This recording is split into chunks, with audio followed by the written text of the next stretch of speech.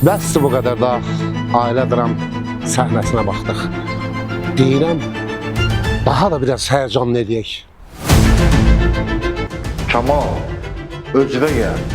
Nərmin ayıldığı zaman sənin sonundur. Neyniyim? Gedim öldürüm onu da. Məncə bu heç bir yaxşı fikir deyil. Əgər istəyirsən ki, oğlun sağ-salamat evə qayıtsın, onda tək gəlirsən mənim yanıma. Bugün evdən çıxmayın, xahiş edirəm. İskəndər bəy dedi ki, bugün evdə qalsınlar. İşlə bağlı problem var.